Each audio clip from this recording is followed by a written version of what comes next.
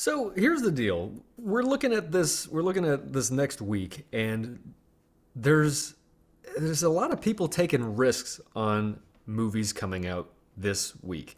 It's the dead of summer. A lot of people are taking vacations, and we were a little curious as to why certain movies, like the Marvel movies, would choose last week. Why these bigger risks and like Reese Witherspoon's movie, what is it called? Where My the gosh, crawfish Where the sing. Crawdads Sing, Where the crawdads sing. and Paramount's new animated feature. These are risks that studios are taking to introduce themselves as something new. Why this week? And so, with that in mind, we wanted to sort of talk about why do people choose to release movies when they do? Let's start with what would be the most popular time to release a movie, and what would make that the most popular time? Um, Well, looking at Google, it says a lot of the summer months, just because I yeah, think kids are out of school, so there's a lot more free time. I do. So there's, from what I understand, there's 3 or 4 times of a year that are very specifically big time, windows for movie releases. If you want to Mhm. make a ton of money, you release your movie in the summer months, which usually is between June and August. Um, you release your movie at Christmas week, or basically second half of December. So people are on holiday. There's a big time for families to go to the movies. In fact, Christmas time, in terms of a 2 or 3 week period, is in some ways, and depending on the year, more profitable overall for at the box office for everybody overall, not just like particular studios, than even some parts of the summer months.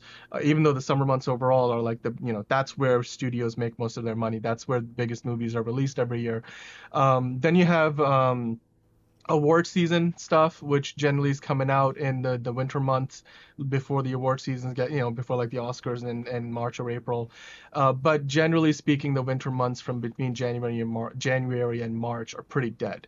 Like if you want Yeah. to drop a movie that is terrible and you just want to let it, you just be like, all right, well, dump it in theaters. You do that in January or February, but of late you've seen some big movies Trino come out at that time, but usually what ends up happening, like for example this year we had Spider-Man No Way Home making all the money in the world in Yep. January and February, a holdover from December. When Avatar came out, which still holds the title for the biggest movie of all time, back in 2009, that movie came out in December, and then it for I think it was 8 or 9 weeks in a row, so basically all of January and February, it seems like it was the number one movie at the box office. Like that's still a record. Like so, those are like the times of the year you'd want to release your movies, ideally. Could there be a strategic advantage to releasing something when every other studio isn't releasing? Yeah, definitely, because you don't have any competition, of course. So it's like nobody's gonna see the other movies. They're just gonna be like, all right, I guess I'll see yours. Yeah. Well, I mean, in that you know, in that vein, we're seeing this week not huge releases in the theaters, but Netflix is taking advantage of this weekend to release their highest budget movie ever, The Gray Man. Yeah. Mhm. Um, do you do you think that there is some trade-off there? Do you think people are going to stay home and watch The Gray Man as opposed to going into the theaters to take a risk on Reese Witherspoon's directing or Paramount's animation? By the way, I do have to say, Reese Witherspoon directed the movie, but Daisy Edgar Jones is in the film, and I think she's a fantastic actress. But I see your point. Like, is none of those movies, what was it? Where the no, the Where the Paws of Crawdads Fury is one of Sing? them, You know, and it's where the so bad. Crawdads Sing. Hmm. Where I'm from, crawdads is like our animal, so I don't know why I forgot it earlier. But it was a pretty big book. That's what she's adapting it from. So, Right. I mean, it's got its own little audience. So I Yeah. wouldn't be surprised if that catches some numbers. Well, I Do guess what's you? interesting is that we have, sorry, Go ahead. we we've had a lot of franchises lately. These Hmm. are movies that have nothing, they have no precedent. Yeah. So we don't know what her style is going to be like. There's no existing, I mean, there's the book if people have read it, but if you haven't read it, I haven't read it. Um, we don't really know what we're in for there. With regard to Paws of Fury, it's a completely different animation studio. There is a star-studded cast, but if Yeah. is that enough to draw people? I actually think the story behind the making of that movie is probably more interesting than the movie itself because it seemed like Really? it had been in development hell for a while, and then a number of animation studios popped in and out of existence that were working on it, and it's been pushed around like between different entities. And it was one of the executives, I believe, at Sony a while ago. It was his idea, and then it just kind of got run into the ground along the way and probably repurposed many times, and now finally there's a movie coming out. Do you know how long it's been stuck in development hell? I believe it was like the late 2000s is when it was originally conceived. So it's been, like I said, like a decade basically. Wow. I think Nickelodeon's putting it out now. Nickelodeon movies within the Paramount umbrella, which is great. I mean, it's good to know Nickelodeon studios are expanding their footprint. Like they're working now on. So the creators, this is a total tangent, but the creators of the Avatar series, The Last Airbender, they were working on the Netflix live action show for a while, but then they left over some sort of creative differences, but the show obviously is still continuing the live action one on Netflix. However, they went back and it seems like Paramount was like, oh, you guys are not working on that anymore. How about you do more Avatar for us? So what they're doing is, I think within the whole Nickelodeon Paramount umbrella, they're working on multiple, I believe they're animated Avatar movies. So and the original creators are involved. That's going to be crazy because the last time somebody adapted The Last Airbender, it did not go too well. Yeah, but now got sham-hammered. Yeah. It'll be interesting because that's an IP that people love. They love the mythology of it. And it sort of begs to have a wonderful live action adaptation. I think people want to see that, just to have really good airbending, waterbending. It would be impressive for anybody to pull off well. But the story is really what's compelling about it, and the animation carries that off really well with a nice balance of humor and seriousness. I mean, even The Legend of Korra was good. It wasn't as good as The Last Airbender, but it was a good follow-up. And obviously, the original creators were involved in both projects, and now they're back doing this. And I'm interested to see what the live-action Netflix show looks like too. By the way, I mean, I don't think it's going to be bad. But this again, this is tying into how Nickelodeon Studios is doing way more than they were for a while, because now they have to fill the Paramount Plus catalog with all kinds of content, and that's where it's coming from essentially. Yeah, it'll be interesting to see them competing against themselves and to see which performs better and what fans are actually going to appreciate. Yeah. Wanted to. Sorry, go ahead. Yeah. I was just gonna say there's definitely gonna be a favorite. My money says it'll lie with the original creators wherever they end up, but we'll see. Because again, we've been aching to see a good adaptation of this for a long time. Well, this is gonna be. I don't know if this is gonna be the same canon. It probably is because it is animated, so it might be a different time period in the same universe. Yeah. Whereas the live action you could call like an adaptation because obviously it's based on the animated, not like a continuation. Katiana, you had a question earlier. What were you gonna say? That's a great question. I don't remember. Okay.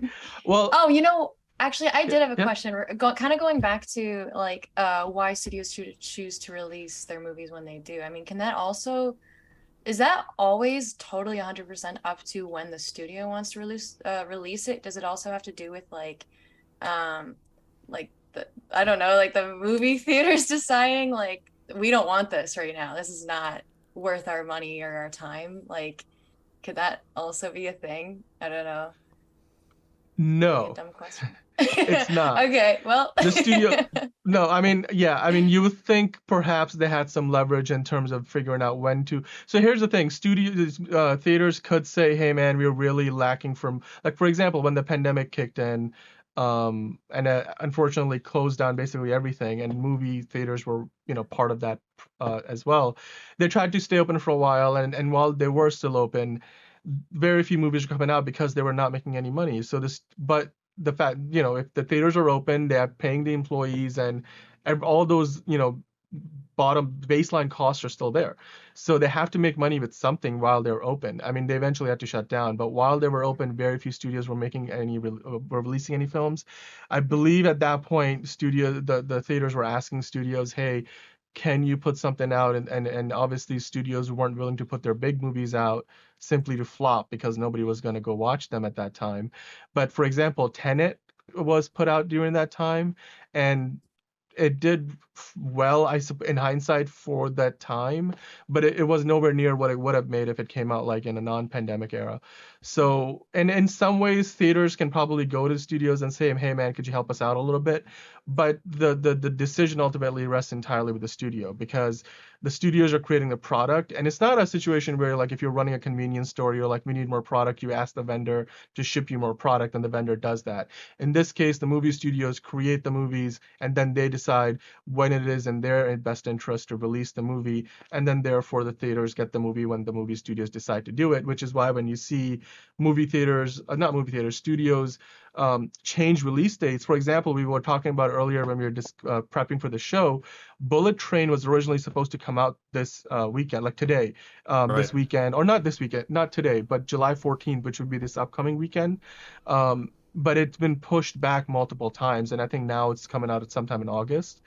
That decision was motivated for a few reasons, like, one of the reasons being VFX pipelines across all the different VFX houses are backed up because there was no work for a while, and now every movie needs VFX work done because everything is back in production.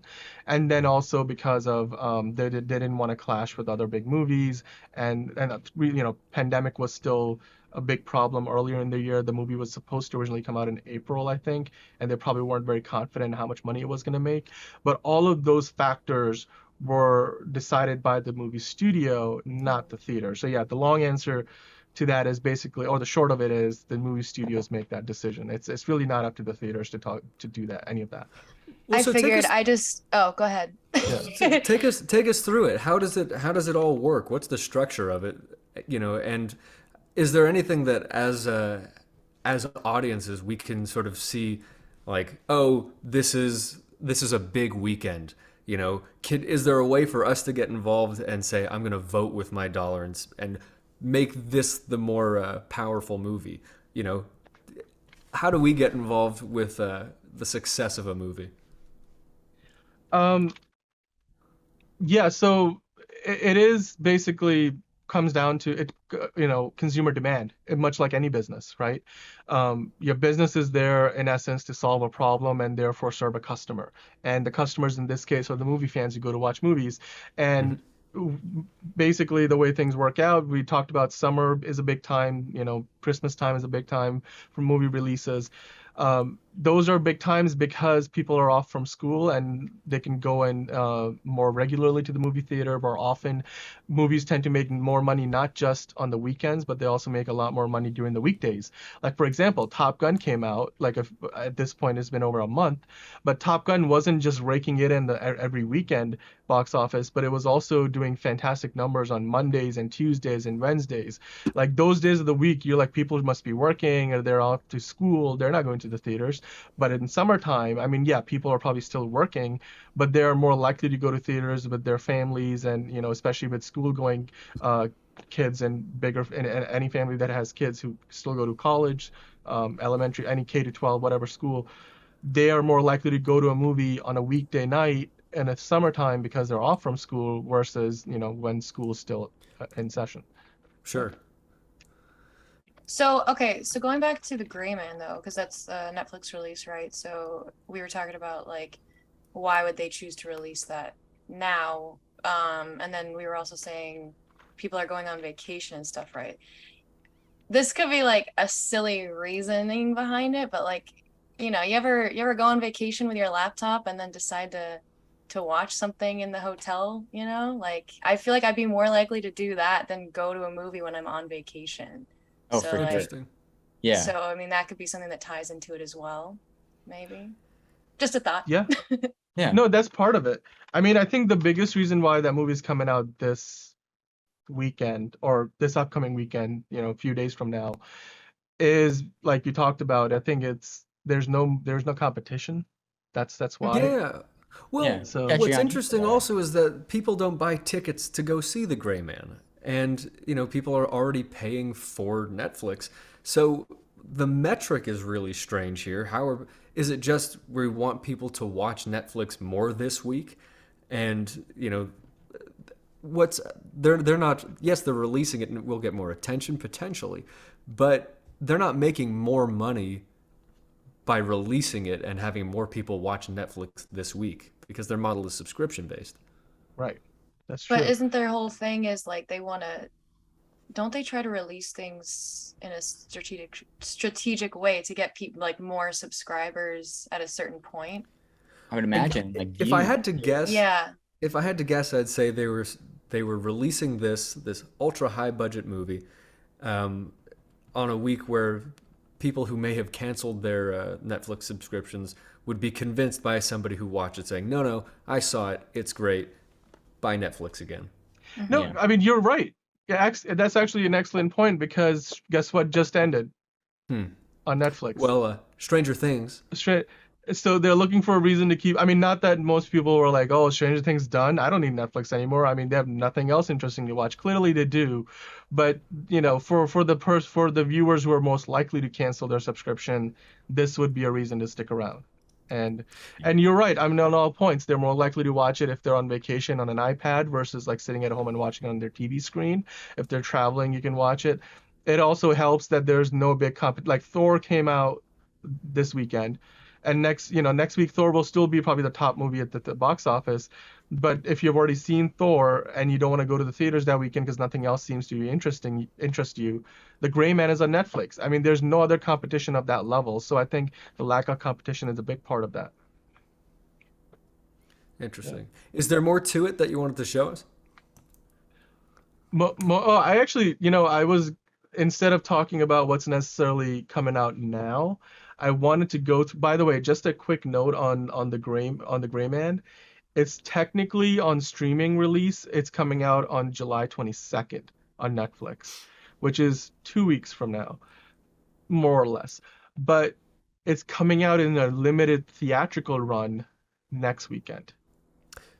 That's also Oh. interesting because, as we've said So- before, that qualifies them for any Oscar run if they want to do it. But it also brings in some theater revenue, which we don't Yeah. normally see for Netflix. Yeah. So Yeah. I don't know definitely how many days it's going to be around for. I mean, actually, it looks like it's going to be there for maybe a good week. Maybe they'll put it in the theaters for just a week until it's on streaming, but I'm seeing limited times. It's not on every theater. I'm only seeing it at like 2 of the bigger theaters near me. Actually, the closest theater that I usually go to, the AMC, is not going to have it. I would have to drive all the way to Buckland Hills, which is like a 40-minute drive to go to Cinemark to watch it, and they only have 3 times. So it is a limited release, and it looks like that's one way they're going to make some of that $200+ million that they spend on this movie, obviously. right. Do you think that they would end up, if it does well in the theaters, do you think they'd end up extending it a bit? Because I could see it being successful. Or do you think that they would want to pull it out even if it has success? Because again, going back to, if you want to watch it, subscribe to Netflix again. I think the latter, because it wouldn't make sense. I mean, yeah, you could go to the theaters because you're paying for it still, and Netflix is still making some of that money, but they're more likely to want to make it streaming exclusive once it's out on Netflix. That makes more sense from a It Netflix kind of makes you standpoint. wonder. It kind of makes you wonder what Netflix's bare minimum, requirements are for operating, because it's like the price of a movie ticket for 1 month of Netflix, and it's like an all-you-can-eat buffet for a month if you pay that premium. Some people would say, maybe I only watch a couple movies a month anyway, or maybe I only go to the theater once every couple of months. Not everybody sees a movie every week or every month.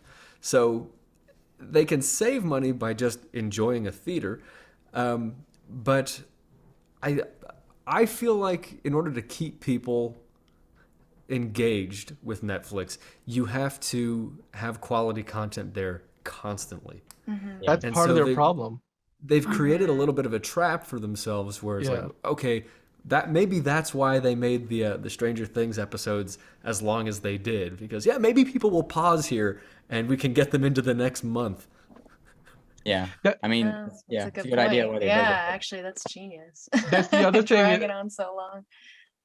And that's part of like a lot of if you watch Apple TV Plus shows like Ted Lasso or For All Mankind or The Morning Show, or if you watch Amazon Prime shows or Hulu, Disney Plus, notorious obviously at this point for releasing show episodes weekly. Notorious is probably the wrong word to use, but like they're all known for releasing weekly episodes.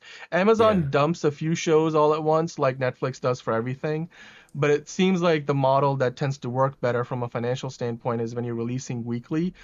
And if you have 6, 8, 10, 13 Well, that's episodes, yeah. people are going to stick around for that long. You to watch literally them all. have to pay to watch for 2 months Yeah. if you're gonna watch just 8 episodes at that point. Yeah. As soon as you get into 13 episodes, now that's officially spanning 3 months of a subscription, and so it would be more profitable to do something like that. Yeah. Absolutely. Now, before we finish, I mean, I think at this point we get a good understanding of, hey, summertime is a good time to go watch movies. Go watch them in Christmas. Hey, Avatar. Speaking of Avatar, the second one is coming out this Christmas season, so I'm sure that's going to dominate the box office.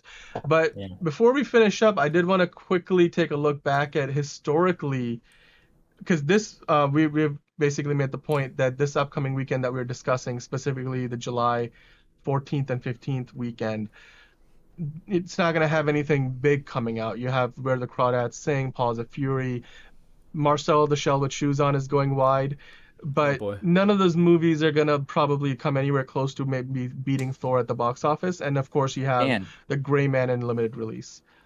Miss Harris going to Paris. Yeah, Harris Mrs. Harris goes to Paris, that too, of course. But again, man. none of those are franchise tentpoles. Nothing is like a Die Hard level of a film. And speaking of Die Hard, though, if you look at the history of movies that have come out on that weekend, it's pretty stacked. Like there's 2 Harry Potter movies, The Deathly Hallows Part 2, Half-Blood Prince came out. Bullet Train at one point was supposed to come out this weekend. It's no longer. It's coming out in August. But the original Die Hard in 1988 released on that July 15th weekend. We also had Wedding Crashers, which is a hilarious. Yeah. Yeah, there's some real. It's weird that for some reason this year there's nothing major coming out. Yeah. I mean, that could also have to do with still kind of getting out of the whole pandemic situation too, right? It could be, but we've had some big ones this year. I would I argue think- it's because Thor: Yeah. Love and Thunder came out last weekend, and they didn't want to interfere with that. Because Dan, you've said something about that a couple times.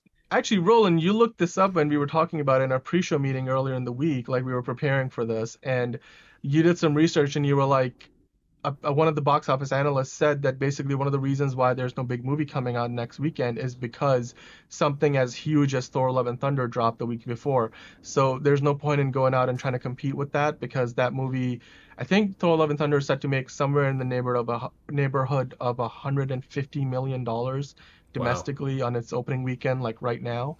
And then At so least. next week, even if it drops off 50-60%, it's still going to make 60 70 $80 million.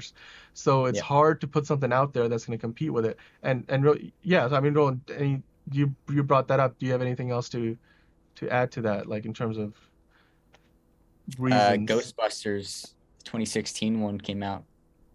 That was a movie. You guys That remember was that? a movie. That was a movie. Let's just call it that. Charlie and the Chocolate Factory. I think that's an underrated film. I don't know why I people do- don't like I it as actually- much. Yeah. Just because of like the unnervingness of Willy Wonka was just so funny to me. I thought the original the first one was a Willy Wonka and the Chocolate Factory. Who plays is it Gene Gene Hackman? Wilder. Wow. Gene Wilder. I've confused the two guys. I don't know why.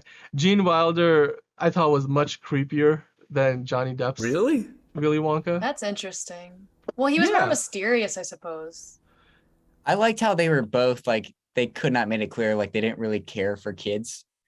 Hmm. That was my Well, favorite aspect. I mean, my reasoning behind making that statement is basically if you think about Gene Wilder's performance, that guy, you could just pick him out of there and put him in American Psycho, and I think he would work because of like he played could a do that with very Johnny Depp. internalized version of the Yeah. You character. could definitely do that with Johnny Depp. Actually, I look like think you Johnny could feel Depp would his fit in skin. American Horror Story better. That too. But no, I'm Yeah. saying like the version of the character that Johnny Depp played in that Charlie and the Chocolate Factory, I would find harder Yeah. to believe in an American Psycho than the Gene Wilder version of Willy Wonka. Maybe it's just I the have to think performance about that. doesn't age as well for me. I don't know. Yeah. Wow. You've given me a lot to think about. I mean, they're both kind of creepy. It's like kind of like imagine showing up to this factory with your kid, and then this is the guy who's like, "Yeah, we're all going on a tour." Like, I don't think I'd stick around. I'd probably be like, "We're getting out of here." Like, Yeah. these people are weird. Yeah. Yeah. yeah. No, I mean in both cases, I think isn't that that's the whole Willy Wonka character. I think they both nailed it to a certain. Will by the way get a new iteration with what's his name, Timothy Chalamet playing Willy Wonka in a new. Oh Is that yeah. for real? What? Yeah, No I think it's way. filming right now, Is it? or Isn't it's he a about little to. I mean, young? we have I some think behind the that's the scenes thing. shots. We gotta talk about Timothy Chalamet because they're Do we? they're putting him up at some Do point. we have maybe to talk about it? maybe not today. They're probably burning that poor boy out. I mean, my goodness, he's in everything. Yeah, we got okay. We gotta slow that Timothy Chalamet train down. By the way, anybody here a fan of True Lies? Because True Lies came out on July 15th in 1994. I actually did like that movie. The famous when he's on the Harrier jet with the like you're fired and there's Yes, I love it's one of my that favorite movie. scenes Oh ever. my God. Yeah. Yeah. Angels in the Outfield, that came out July 15th, 1994. Classic. So True Lies and Angels in the Outfield came out the same exact weekend in 1994. That must have been a Wow. choice to make. A Um, couple of Bollywood movies in there which made a lot of money for Bollywood actually. The one with Salman Khan, which is the one you're seeing above True Lies, that one was big in 2015. But anyway, Hopefully you guys yeah. learned something. Movie release dates, when do we drop them? Well, maybe you should have listened to our segment. I'm not going to summarize it.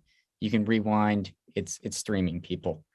Make sure to follow us. If you have social media, guess what? We're probably on there. Follow us, please. I need a friend. You need a friend. Let's meet in the middle somewhere. Like and subscribe, all that basic stuff, and let's move forward.